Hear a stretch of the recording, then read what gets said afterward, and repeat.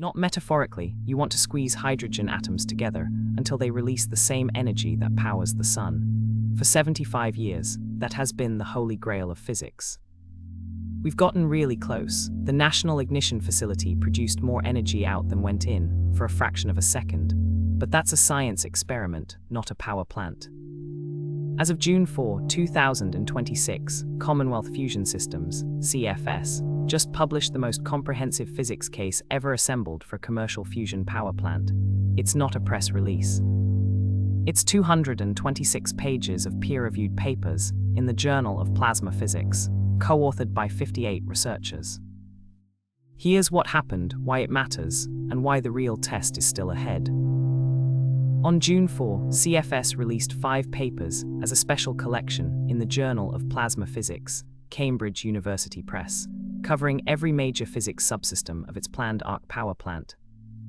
1. Overview of the physics basis, master document tying everything together. 2.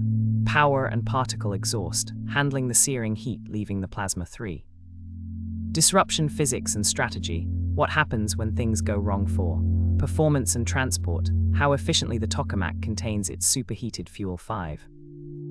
Magnetohydrodynamics, plasma as an electrically conducting fluid. The headline number.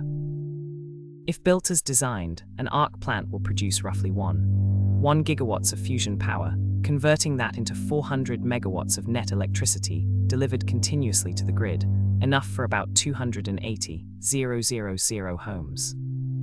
Brandon Sorbum, CFS's chief science officer, told journalists, "These papers confirm that when we build the arc fusion power plant, it will work."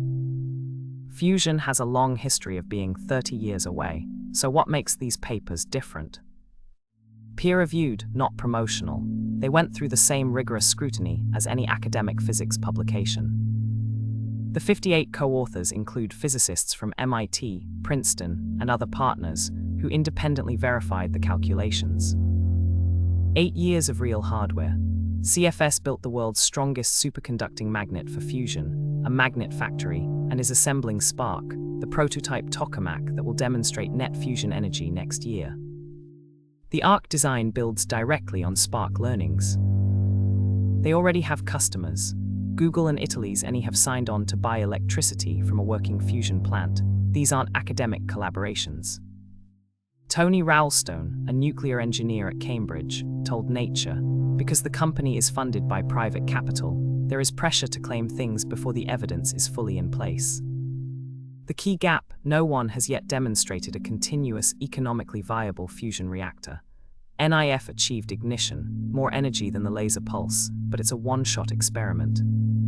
Spark upcoming test will be the first demonstration of net energy in a tokamak context. ARC 400 megawatts output claim rests on simulations, not measurements. The engineering challenges remain massive. Neutron bombardment on reactor walls, tritium fuel cycles, sustained plasma stability. The papers acknowledge these uncertainties rather than papering over them, which is actually a sign of scientific integrity. This isn't the moment fusion becomes real. It's the moment the physics case becomes undeniable. For decades, fusion skeptics have pointed to broken physics. These papers shut that argument down. The real question shifts from can it work to can we build it? Spark, coming online next year, will answer the first part. ARC, expected in the early 2030s, will answer the second. Fusion isn't here yet, but after June 4, 2026, the doubt has shifted from physics to engineering, and that's progress.